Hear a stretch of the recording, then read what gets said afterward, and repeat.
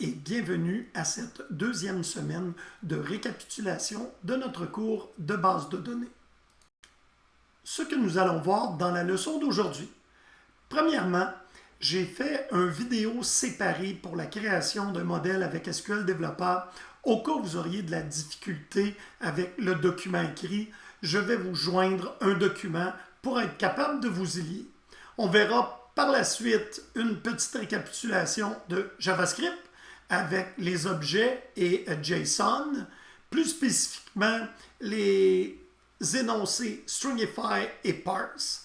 Par la suite, un rappel sur la question pour la semaine prochaine qui est qu'est-ce qu'un API et un API REST? Et finalement, quelles questions doit-on se poser dans notre journal d'apprentissage? Pour poursuivre, vous avez simplement à aller dans les diapos de la semaine 4 et vous aurez les exemples que je vous ai fournis. Alors, ici, c'est l'image de sérialisation. On sérialise lorsqu'on prend un objet JavaScript et qu'on le transforme en série d'octets, comme on a vu en classe. Les octets, dans ce cas-ci, ce sont du texte. Et on l'envoie sur le réseau.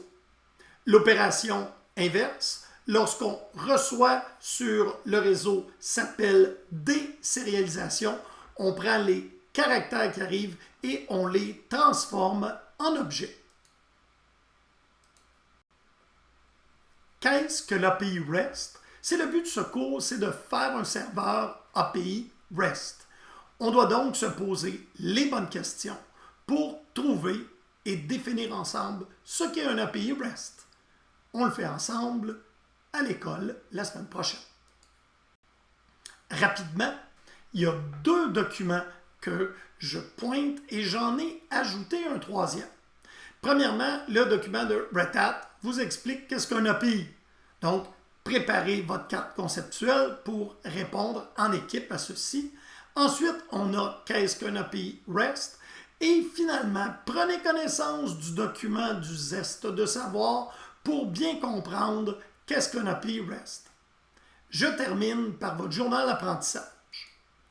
Votre journal d'apprentissage vous permet de vous poser des questions sur vos apprentissages et ici, vous avez une entrée numéro 2 obligatoire.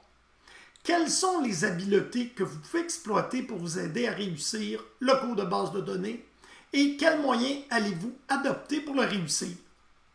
Juste de se poser la question. Je sais que ça a l'air évident. Prêtez-vous à l'exercice, c'est quand même moins pire que de jouer à la chaise musicale.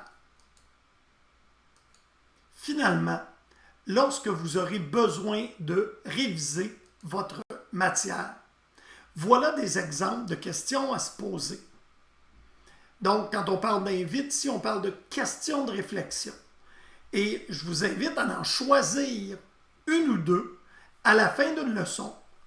Par exemple, décrire et expliquer le contenu principal de la dernière leçon. Et vous pouvez composer un graphique, vous avez appris à faire des cartes conceptuelles. Ça, c'est des questions que vous pouvez vous poser tout seul. Des questions d'élaboration, par exemple. Pouvez-vous créer des liens entre le contenu de la dernière leçon et le cours antérieur ou vos connaissances et l'expérience quotidienne? Pour ce qui est des API REST, on avait parlé d'exemples avec Amazon, Walmart. Je pense que vous comprenez l'utilité et j'en profite donc pour vous souhaiter une bonne semaine et au plaisir de se voir à l'école.